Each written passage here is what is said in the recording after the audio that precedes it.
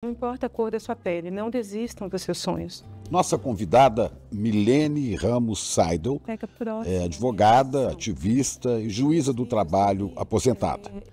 Durante 25 anos, atuou na Justiça de São Paulo e do Paraná, com destaque em casos que envolviam minorias e discriminação. Que as mulheres não são nem melhores nem piores, né? Nós somos iguais. É uma defensora da diversidade racial e de gênero no judiciário, num país, o Brasil, em que de cada 100 juízes, 86 são brancos.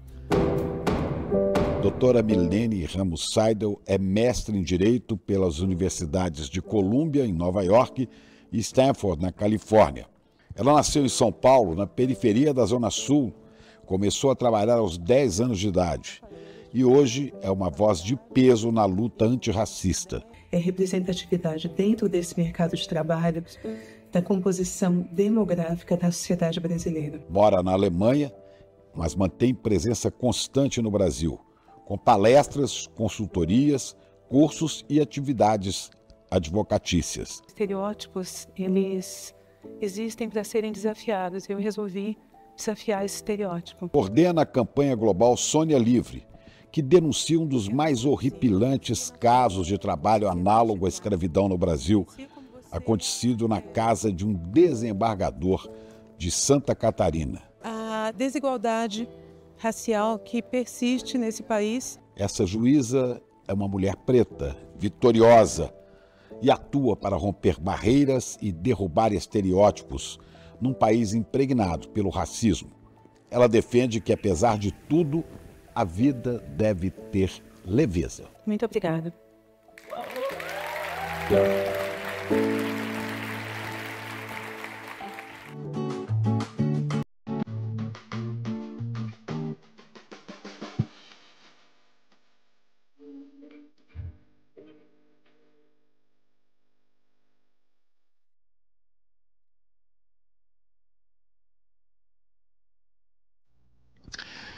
Doutora Milene, muito obrigado por a senhora ter vindo aqui ao ICL para essa entrevista.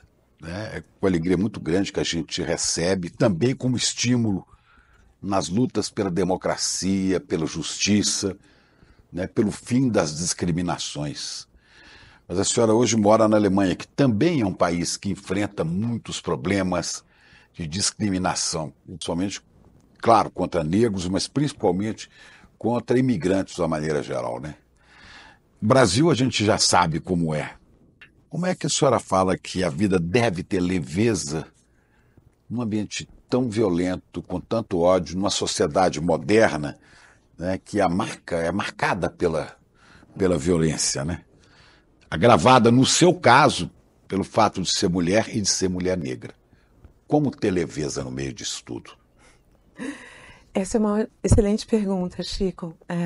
Muito obrigada pelo convite. É uma honra estar aqui com você e podendo expor um pouco das minhas ideias e reflexões a respeito de problemas tão complexos que nós enfrentamos modernamente, se enfrentou no passado e a gente luta para que esses problemas eles tenham um fim. Eu creio sim que a vida precisa ter leveza. Ela precisa ter leveza, Chico, porque apesar de todas essas mazelas, é o amor que constrói. Então, aquele olhar que não existe por parte, vamos dizer, de uma pessoa racista ou de uma pessoa nazista para um outro, como um ser humano igual a ele, é o olhar que a gente precisa ter, inclusive, para essas pessoas que praticam racismo, que praticam discriminações. Isso um dia vai acabar, mas não é a violência que vai construir. Eu acho que é o amor que vai mostrar que realmente nós somos todos efetivamente iguais. Não apenas iguais dentro de uma frase, né? Somos todos humanos, mas nós somos todos iguais em essência. Mas eu fico pensando, os pobres, os humilhados, os ofendidos, né, e os discriminados por vários motivos, agredidos por isso, eles conseguem, é possível manter a leveza quando a bofetada estala no rosto? Não é fácil. Eu mesma já fui e sofro discriminações A minha vida pessoal, a minha história de vida é uma história marcada pelo racismo e pelas discriminações. Mas eu entendo que quando você consegue entender que a sua essência não é diferente daquela outra pessoa que está tentando te humilhar, te diminuir, retirar os teus direitos, você se empodera, você se vê como uma pessoa igual. Porque o ódio, o sentimento mais fácil, o mais imediato realmente é sentir raiva, sentir frustração, sentir ódio. Mas nós somos todos apenas seres humanos. E alguns seres humanos estão num determinado estágio e outros estão em outro estágio. A senhora foi 25 anos juíza do trabalho, né? A senhora foi vítima de discriminação pelo fato de ser negra? A senhora sentiu algum momento que isso dificultava ou dificultou algum trabalho no judiciário?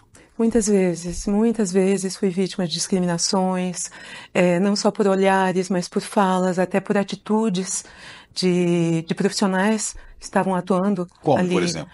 Como, por exemplo, um advogado entrou na sala de audiências e já com uma postura muito desafiadora, muito combativo, muito violento, e sentou-se à mesa, eu quase não conseguia dar sequência à audiência, porque ele sempre protestava por nenhum motivo.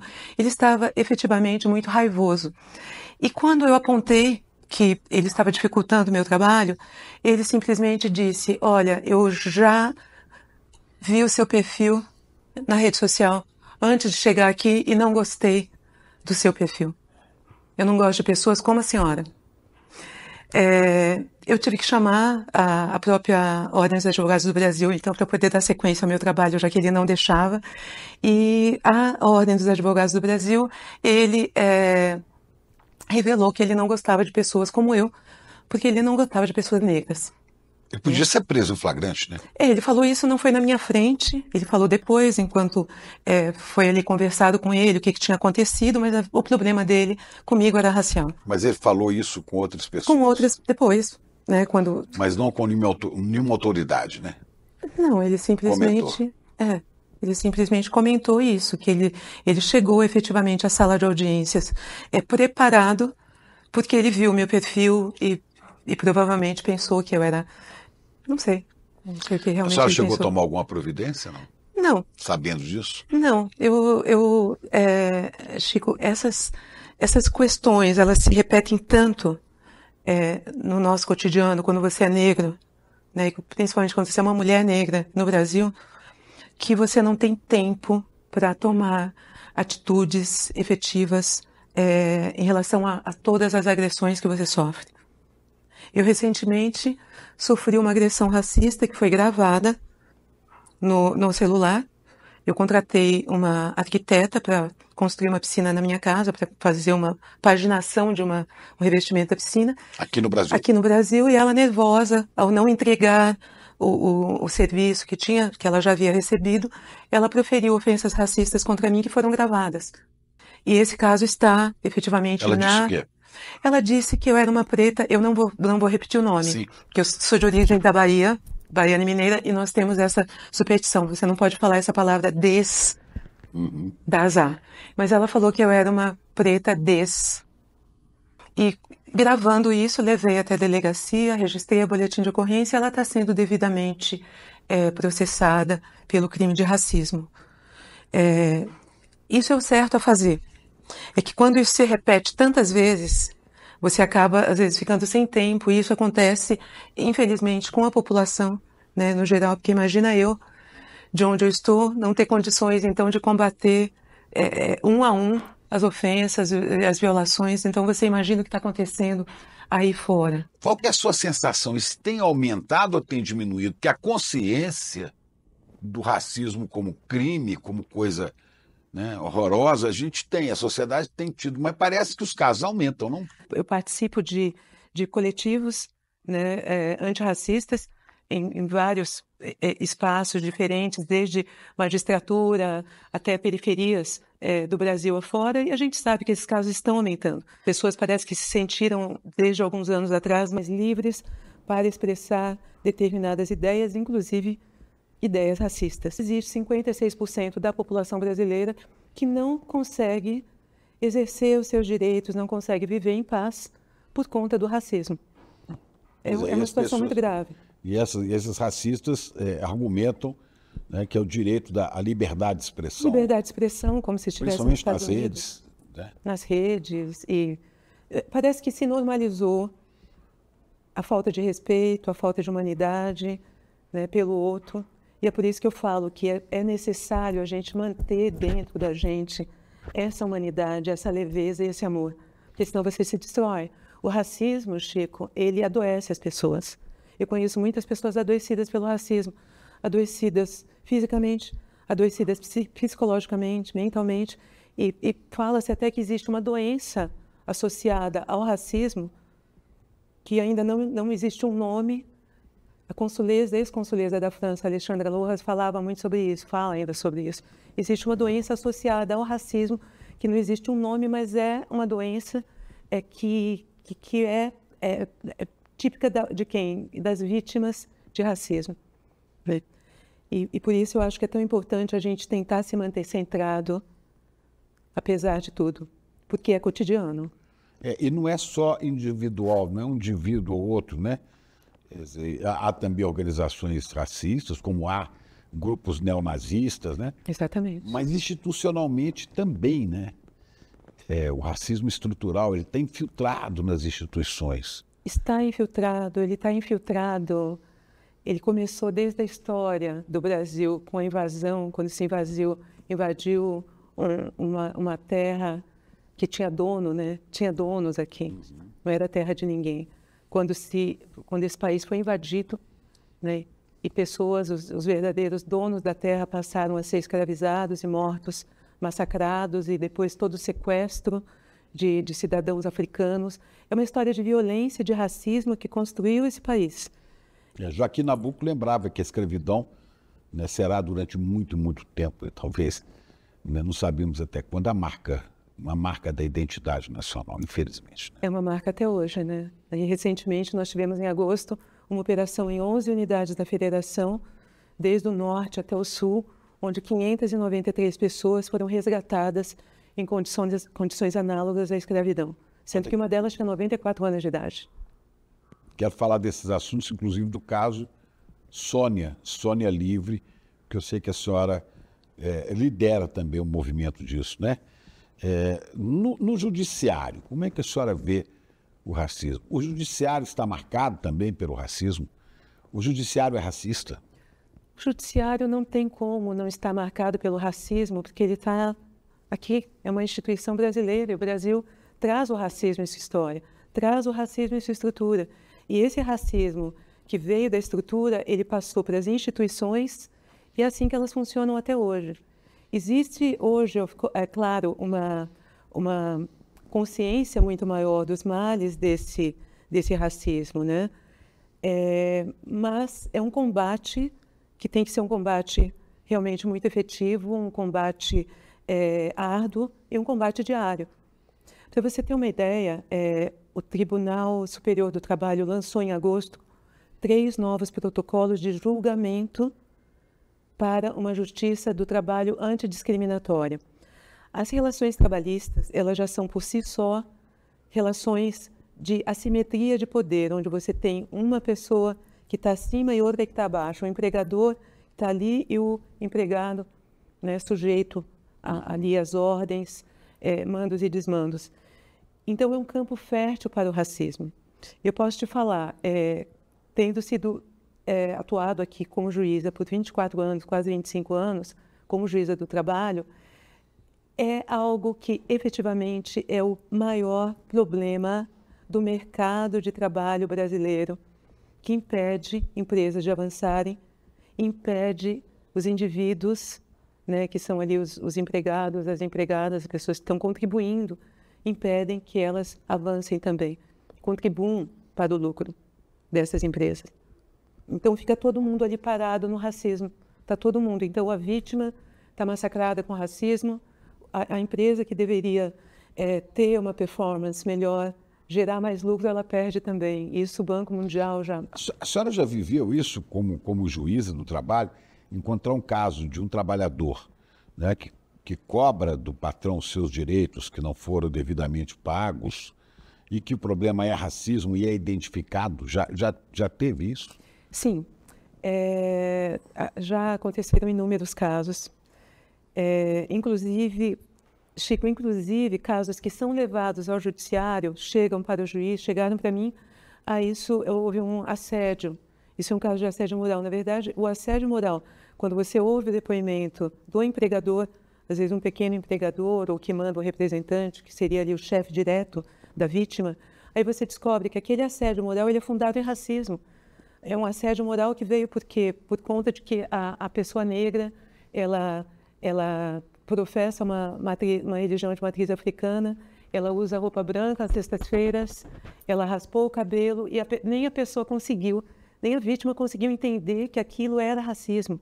É tão louco, é tão profundo, que eu conheço pessoas que aos 50 anos descobriram que eram vítimas de racismo aos 20. E não percebiam. Não sabiam. Aí descobrem, olha, eu encontrei com um ex-colega do meu trabalho, quando eu tinha 20 anos de idade, ele me contou que, na verdade, me chamavam disso, daquilo, eu achava que todos eram meus amigos, eu estava sendo vítima de racismo, eu fui demitida, eu achei que era um corte, e depois fiquei sabendo que não.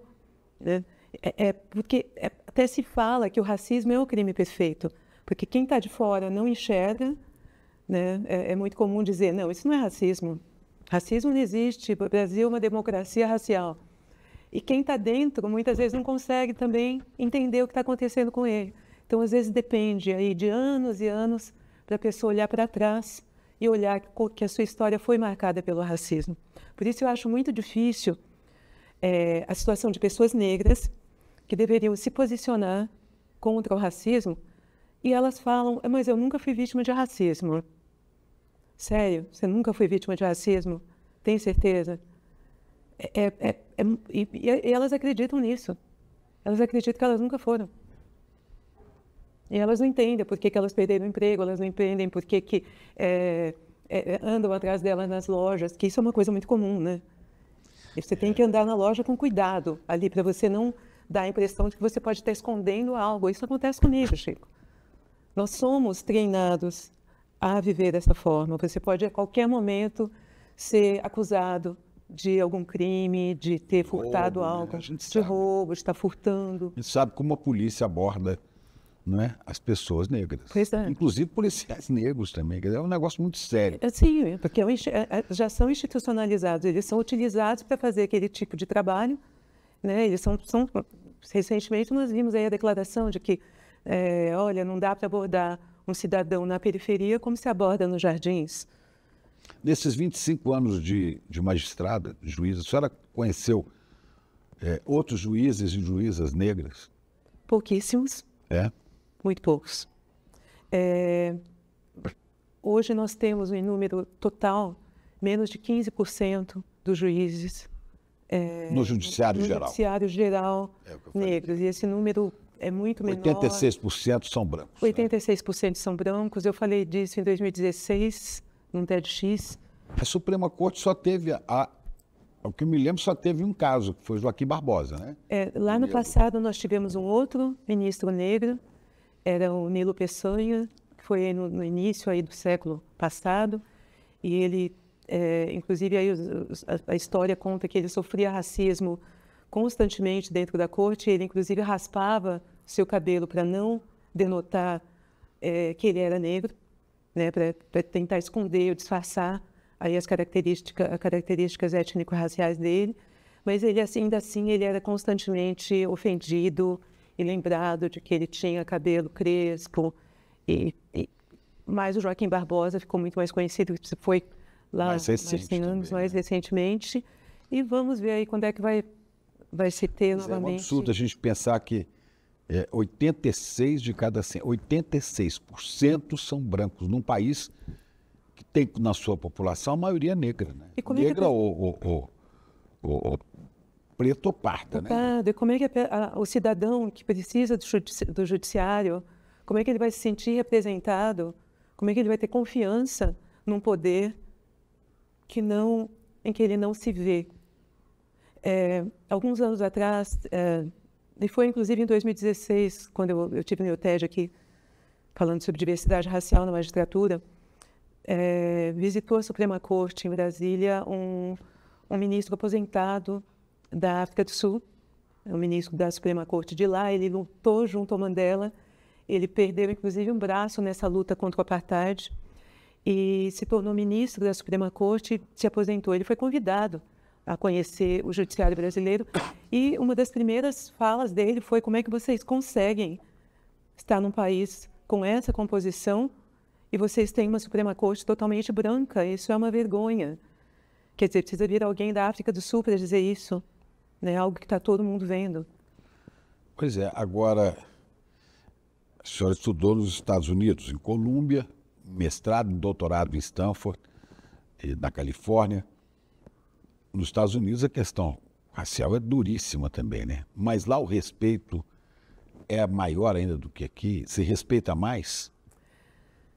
Como é que era a sua situação de ser uma estudante do mestrado e do doutorado nos Estados Unidos? É uma situação bastante interessante quando você pensa em Brasil. Nós fomos acostumados aqui e temos toda uma interação com pessoas de todas as cores, etnias e aldeias. Nos Estados Unidos você entende muito mais a questão racial como algo declarado, então não se tem a necessidade ou o cuidado de se dizer: olha, eu não sou racista, ou apesar de todas as ações afirmativas, com toda a liberdade de expressão que existe lá, garantida pela Constituição americana, as pessoas realmente se colocam como racistas. Houve alguma ação racista dentro das duas universidades? Eu não diria que eu fui vítima de racismo diretamente, Chico, mas eu, por exemplo, em Stanford, assim que eu cheguei, um professor meu, que era da Columbia University, é muito comum os professores, você sabe, passarem uma temporada em outra universidade, fazendo outras pesquisas. E veio um professor negro de Colômbia, e esse professor me conhecia de Colômbia, e ele veio conversar comigo, muito triste, dizendo que havia sido vítima de racismo na sala de aula, de que ele havia recebido um e-mail dizendo que ele não deveria estar lá porque ele era negro e também participante da comunidade LGBT, e que a universidade não havia feito nada. E nesse mesmo momento, não digo no mesmo dia, horário, mas nessa mesma época, alguns e-mails começaram a surgir, a serem enviados para diversos estudantes da universidade. E esses e-mails ofendiam pessoas negras, pessoas de origem da Índia, pessoas de origem indígena. Eram e-mails muito violentos e eram e-mails anônimos. Eu não vi Stanford se colocar no sentido de nós vamos descobrir quem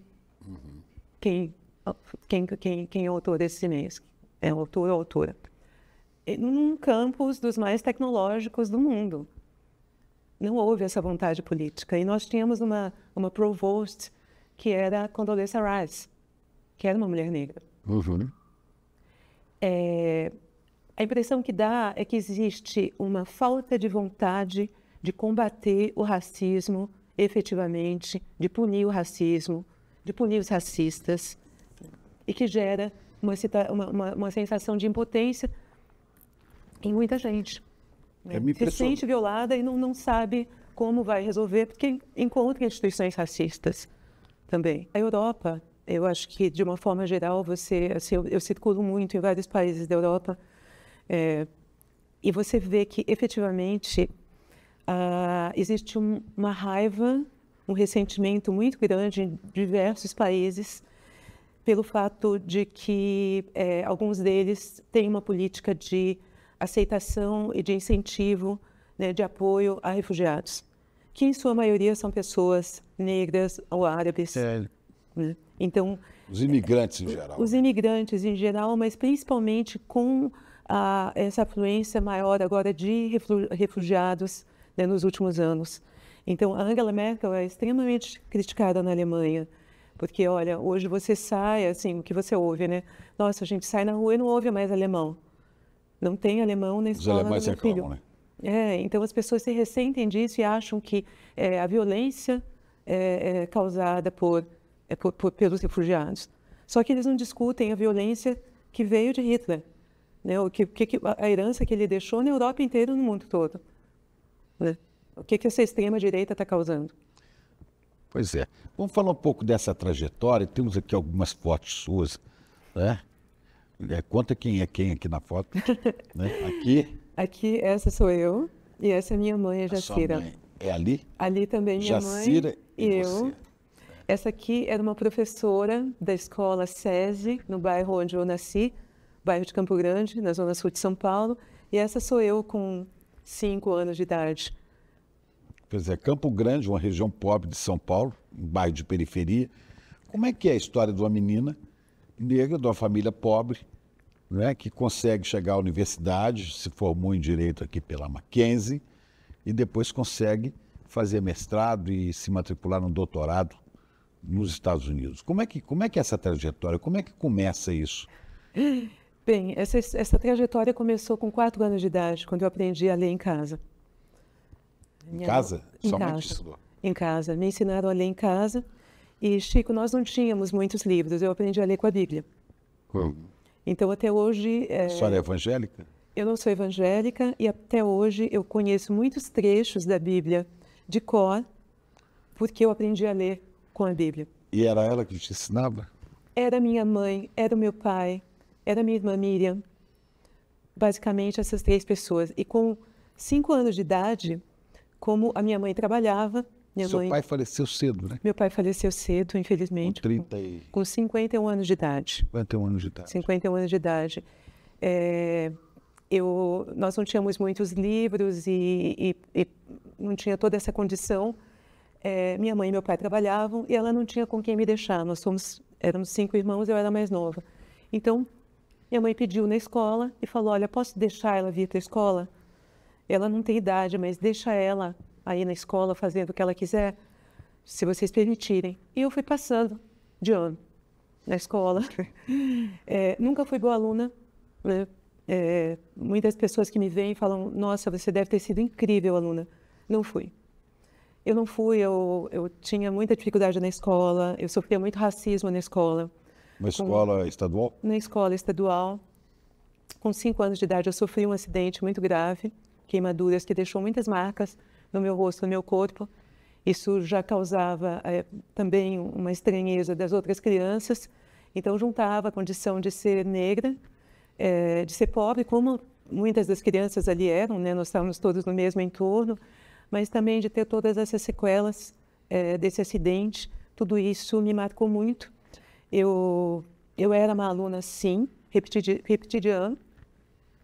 Uhum. Mas tem uma coisa que me ajudou muito. Eu gostava muito de ler, Chico. Eu adorava ler. Eu adorava ler e eu lia tudo que eu pudesse. A minha mãe ganhava muitos livros, passou a ganhar muitos livros de patroas que, né, sabiam que eu gostava de ler, e aí livros infantis. Sua mãe trabalhava em casa de família? Minha mãe trabalhava em casa de família, como empregada doméstica. A minha mãe, Chico, veio para São Paulo nos anos 50, com 16 anos de idade, junto com a mãe dela. De onde? Vieram para cá, de Belo Horizonte, para trabalhar como domésticas. E a primeira de empregadas domésticas, que esse termo doméstico não é correto. E o primeiro emprego delas foi na região do Brooklyn. O primeiro final de semana, elas pediram para sair de bonde, para passear pela cidade e conhecer. Era um domingo, não era dia de trabalho. Elas saíram, mas se perderam e chegaram aí alguns minutos ou horas mais tarde do que deveriam, né? Que existe todo um controle. Elas foram sumariamente demitidas e era o emprego onde elas moravam. Dessa casa? Dessa casa, e elas se tornaram moradoras de rua. A minha mãe, com 16 anos de idade, ela se tornou uma moradora de rua, junto com minha avó, que era cardíaca, e ficaram nessa situação até conseguir alugar um barraco na recém-criada favela do Buraco Quente. Elas foram uma das primeiras moradoras da favela do Buraco Quente. Que é na Zona Sul de São Paulo. Na Zona Sul de São Paulo, ali perto do aeroporto de Congonhas. Essa é uma das histórias que também me inspirou para conseguir justiça. Meus pais, quando inaugurado um supermercado aqui, uma loja de departamentos no centro de São Paulo, aí nos anos 60, eles foram ali a gente chamava ali o centro de cidade, eles foram na cidade para visitar essa loja. Eles não tinham dinheiro para comprar nada, eles só queriam entender, queriam ver como era. E lá meu pai foi acusado de ter furtado um objeto. Meu pai, que nunca iria furtar absolutamente nada, era um homem dos mais íntegros que eu conheço, que eu tive a honra de conhecer na minha vida. E essas histórias, elas perpassam muito a minha história, a minha luta por justiça. Porque eu mesmo estando nesse lugar onde uma das minhas melhores amiguinhas morreu com 11 anos de idade, com um tiro na cabeça, na porta de casa quase, um lugar violento, onde você não via opções, você não via um futuro. Mas eu sonhava com o futuro. Eu sonhava com o futuro não só para mim, mas para os meus pais. Foi aí o começo da inspiração, vou trabalhar com direito. Sim. Eu quero ser advogada um dia. Eu quero um dia ser advogada. Quando eu pude me inscrever num vestibular, quando eu terminei o colégio com muita dificuldade, como eu disse, eu não era boa aluna, né? Eu tinha muita dificuldade em aprender com uma forma sistematizada, mas eu adorava estudar por conta própria. Então, quando eu pude me inscrever e fazer o vestibular, entrar, escolher um curso, eu escolhi direito. Eu pensei, vou te ser sincera, anos 80, uma crise de emprego enorme, eu pensava, eu sendo advogada, eu posso ter clientes e eu não vou ficar desempregada. E também vou lutar por justiça, né? Minha mãe nunca mais vai sofrer o que ela sofreu. Meu pai nunca mais vai passar pelo que ele passou. Ele nunca mais vai ser acusado. Mas consta aqui que você começou a trabalhar com 10 anos. Sim. O que eu fazia? As vizinhas vendiam Avon, Christian Grey, que acho que nem existe mais.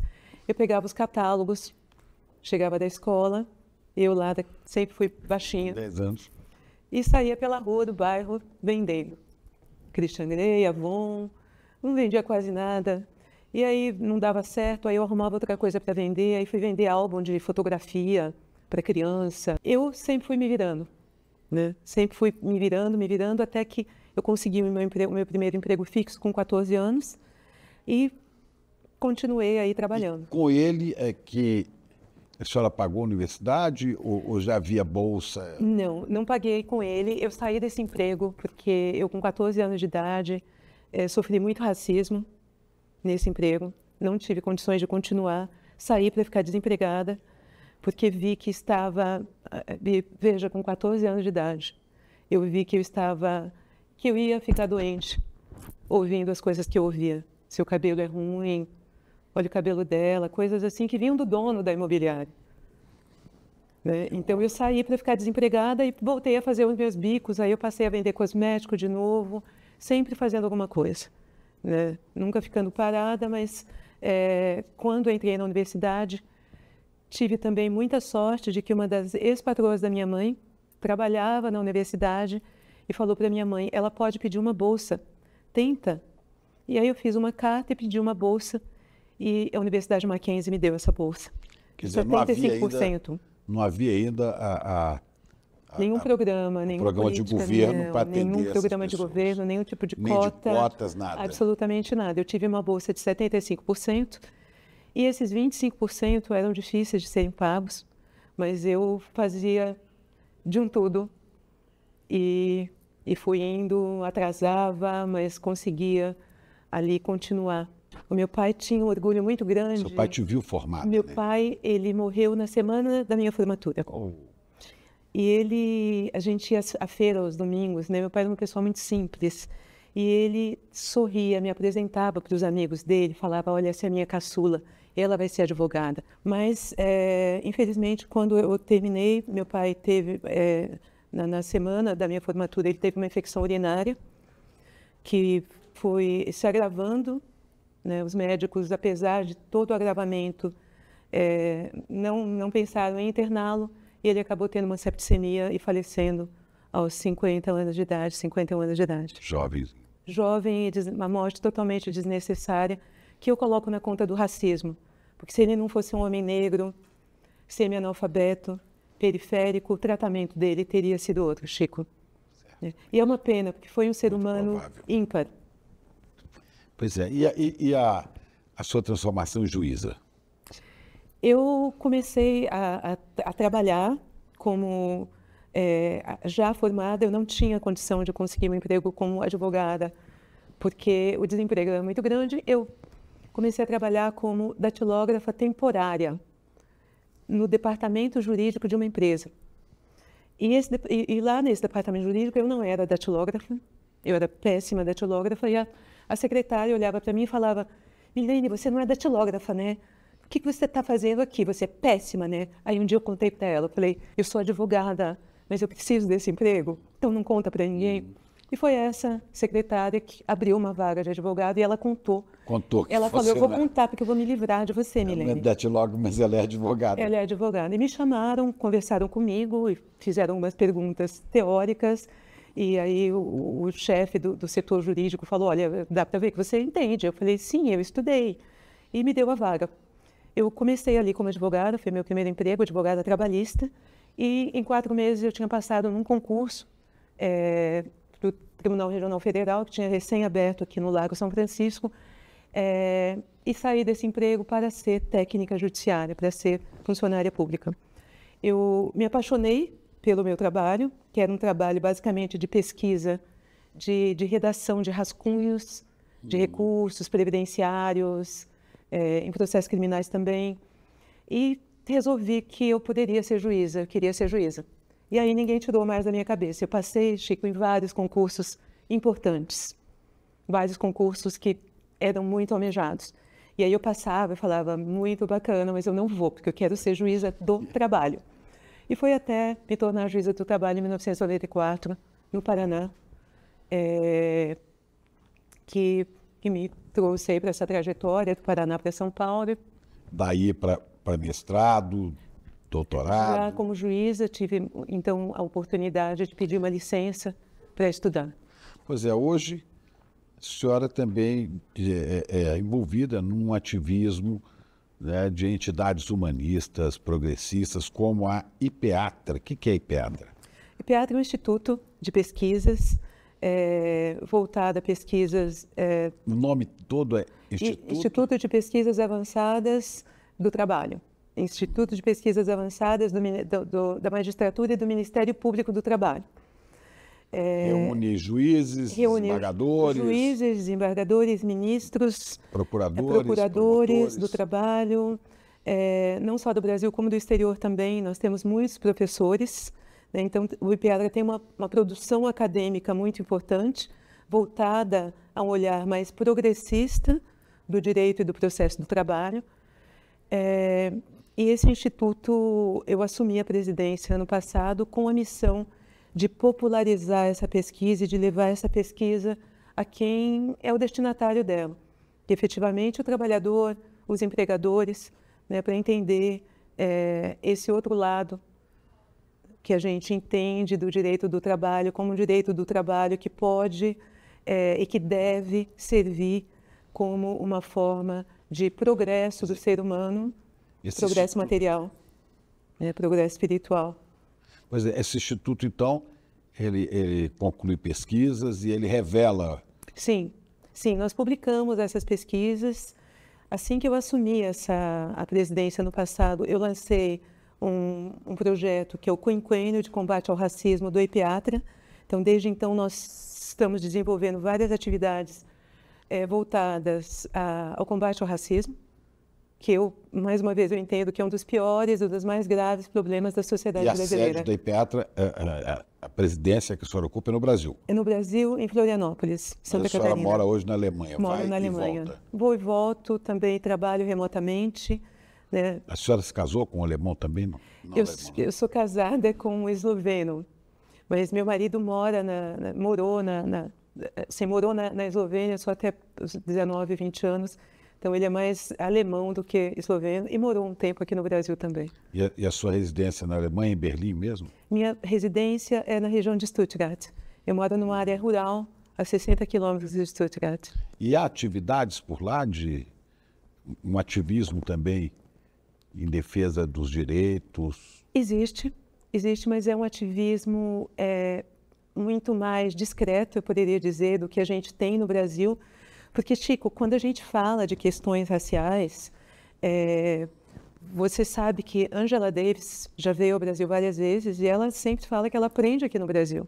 Ela que é um ícone, né, da luta antirracista, né, iniciou ali nos anos 70, com o movimento dos Black Panthers. Ela aprende no Brasil com as nossas intelectuais, com Lélia Gonzalez, né, por exemplo, com Abdias Nascimento, porque nós temos um outro olhar. E te digo, 2 anos atrás eu fui chamada a dar um curso de verão, uma aula no curso de verão na Eslovênia, na Universidade de Maribor, que é uma universidade pública, e eu resolvi falar sobre a questão do racismo e da tecnologia. Então havia estudantes de toda a Europa nesse curso de verão, e eram estudantes da área de tecnologia, da área de direito, e eles estavam extremamente estupefatos quando eu expliquei para eles que as tecnologias, elas reforçam em muitos aspectos os sistemas racistas, né? Quando o banco fala que você não vai receber o empréstimo, mas você, olha, foi o algoritmo. O gerente do banco não é o responsável, né? Mas o algoritmo, ele foca em denegar, em dizer não ao empréstimo para pessoas negras. Quer dizer, o algoritmo pode funcionar e funciona como instrumento de racismo, de discriminação. De racismo, mesmo a questão da vigilância, né? Nós temos esses temas todos de vigilância por câmeras que focam em características de pessoas negras. Puxa, quer dizer que a luta vai ficando mais difícil, né? Vai ficando mais difícil. Você teve aí, o ano passado, um ator de Hollywood que teve uma chacina aqui no Nordeste durante o Natal, e na lista de suspeitos estava lá a foto de um ator de Hollywood, um ator negro. Então, de repente, o rapaz estava em Nova York gravando um comercial e aparece a lista dele, a foto dele aqui na polícia como dos suspeitos. Porque as câmeras, elas não identificam exatamente, então confundem e acabam sempre recaindo em quem? Na pessoa negra. Bom, nós estamos chegando ao fim, mas eu não queria terminar sem falar do caso Sônia e Sônia Livre. O que é Sônia Livre? E resume para a gente o caso Sônia, que muita gente no Brasil conhece, né? A imprensa divulgou muito. Eu vi uma longa reportagem da revista Piauí, né, contando essa história, né, do caso da Sônia. Fantástico, da Globo, fez acho que 2 vezes, né, reportagens sobre isso. Conta pra gente o que é o caso Sônia Livre. Bem, o caso Sônia Livre é um dos casos mais escabrosos de escravidão moderna que está acontecendo nesse momento em Florianópolis, Santa Catarina. Sônia Maria de Jesus, ela é uma mulher negra, 50 anos de idade, portadora de múltiplas deficiências.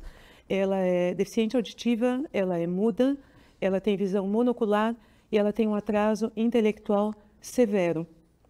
Ela foi retirada da casa da mãe sob a desculpa de que ela seria cuidada, porque ela vivia num entorno violento, o pai era violento, e agredia a Sônia, agredia a mãe, agredia todas as irmãs, e a mãe, como Sônia já era portadora de deficiência, ficava mais preocupada com a vulnerabilidade de Sônia e entregou-a a essa psicóloga, contando que Sônia seria então cuidada. Sônia, ao que se sabe, nunca mais foi vista. Essa psicóloga levou Sônia, que a partir daí passou a prestar serviços domésticos em sua residência. Não foi para a escola, não foi cuidada, não foi para médicos. E com 11 anos de idade nasceu a primeira filha do desembargador, onde Sônia hoje está sendo mantida, na residência deste desembargador de nome Jorge Luiz de Borba. Nasceu a primeira filha dele, que era então neta dessa psicóloga, moravam em Blumenau. Sônia foi levada sem qualquer autorização dos pais de São Paulo para Blumenau. Tem uma reportagem, até quem puder assistir, puder ler, né, encontrar a revista Piauí, se não me engano, de agosto passado, né? A Angélica Santa Cruz, grande repórter, conta em detalhes essa agonia da mãe depois da filha dela ter deixado essa psicóloga cuidar da filha, e a psicóloga pega a Soninha e manda para casa da filha dela, psicóloga, e daí desaparece. A mãe passa a vida desesperada até o fim atrás dela. Né? Essa vida desesperada. Ela não operou uma hérnia que ela tinha que operar porque ela tinha medo de operar e morrer e não ver Sônia. Ela falava, eu não posso operar, porque vai que eu morro na cirurgia, eu não posso morrer sem encontrar a Sônia. E ela acabou morrendo em decorrência dessa hérnia. Sem reencontrar a Sônia. Sônia foi localizada na casa da filha da psicóloga que a levou, né? Sim. E que, por sua vez, é casada com um desembargador. Com um desembargador. Né? Eu esqueci o nome dele, Jorge. Jorge Lisboa.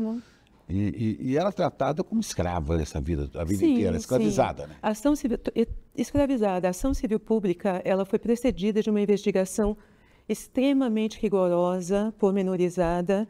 Eu já trabalhei em vários casos de escravidão moderna e é uma das investigações mais detalhadas que eu já vi. Muito bem feita, os órgãos que atuaram são de parabéns. Não existe nenhuma dúvida no processo, que está público, inclusive, é uma ação civil pública que corre no Tribunal Regional do Trabalho de Santa Catarina.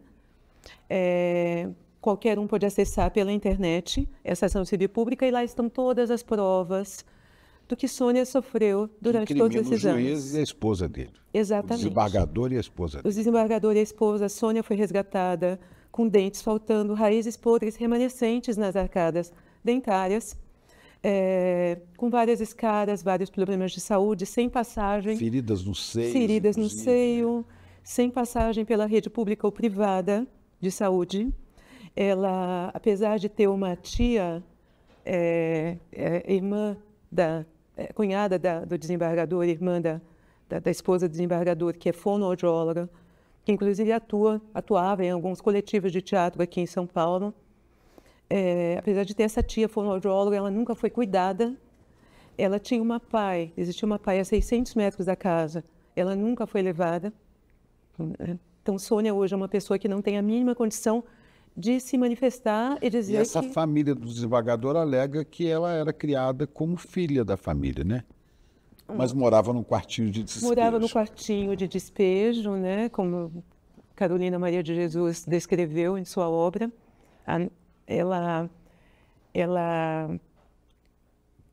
É difícil, Chico. É difícil você encarar e ver tudo o que Sônia vem passando, e o fato de que Sônia foi levada de volta por esse desembargador, que inovou, ele teve a ousadia de, para então se defender desses processos judiciais, ele alega agora que Sônia era filha. Registrou como filha. Ele não pode registrar, mas ele ajuizou uma ação de reconhecimento de paternidade, de filiação, na verdade, filiação socioafetiva, dizendo recentemente, após o resgate.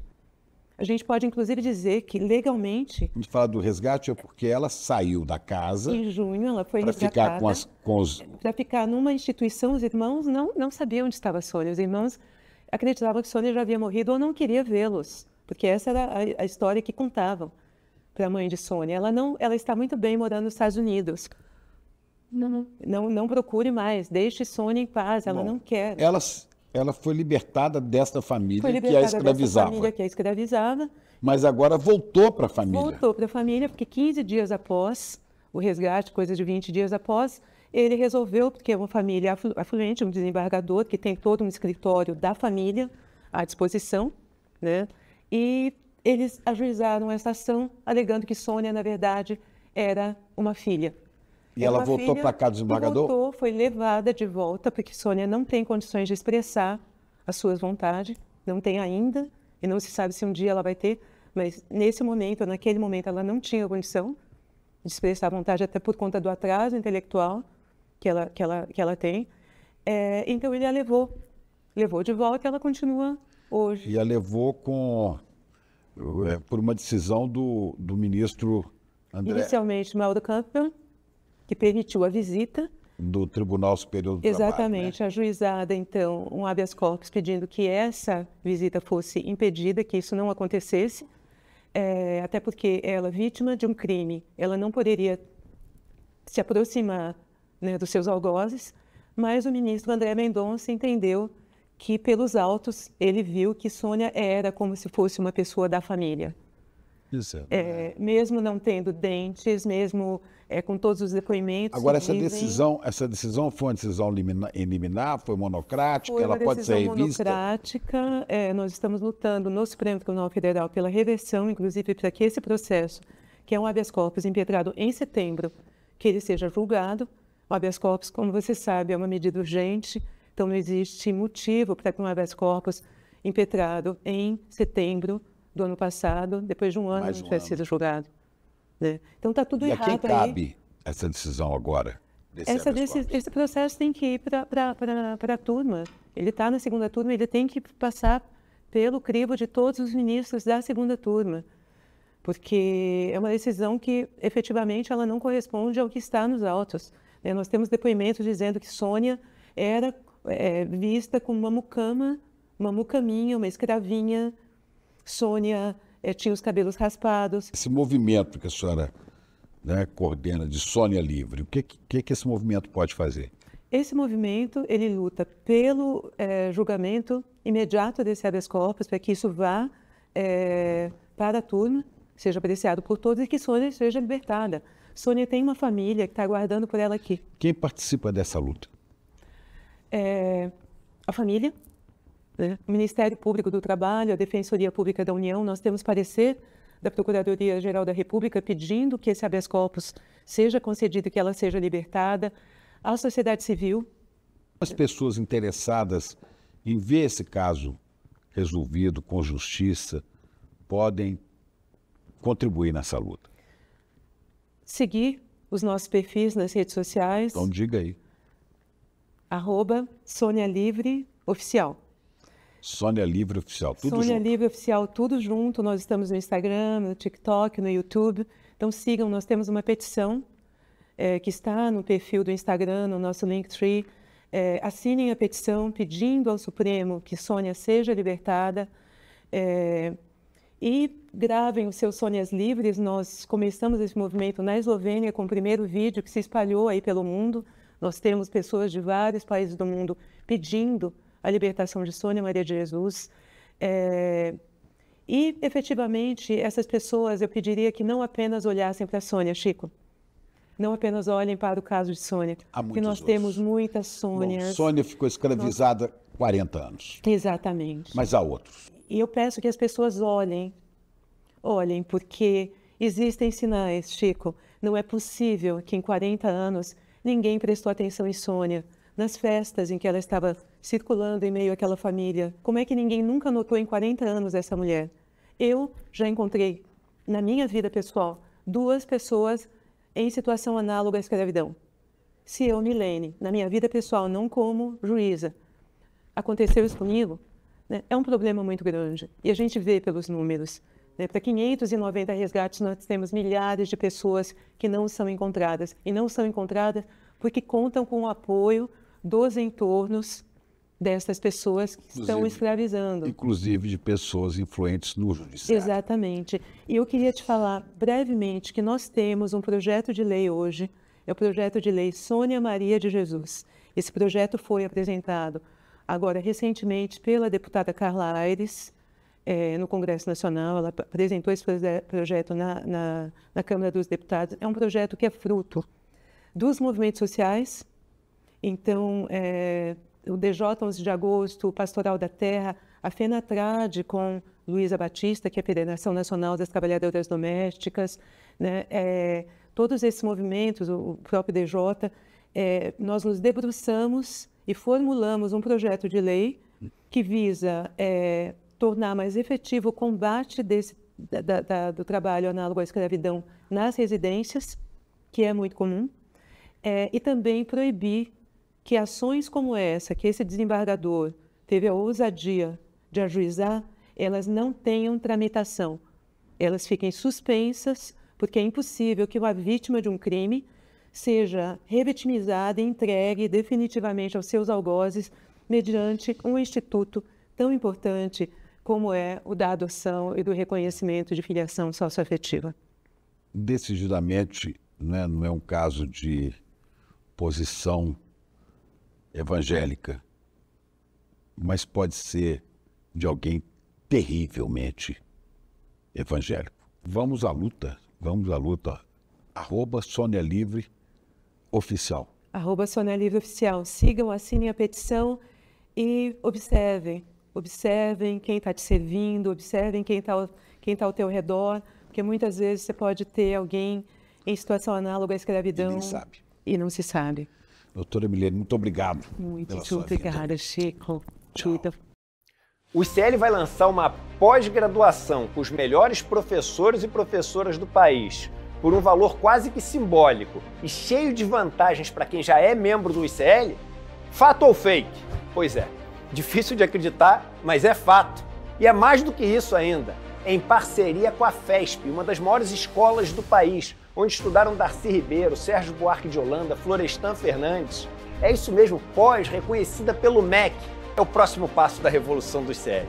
Para você participar do lançamento, sabendo quais são essas pós, quais são os professores e professoras e as condições para você se inscrever e já no começo do ano que vem começar a cursar essa pós-graduação, e dia 28 de novembro, uma quinta-feira às 8 horas da noite, a gente vai estar junto para saber dessas novidades. Participe do novo passo da revolução.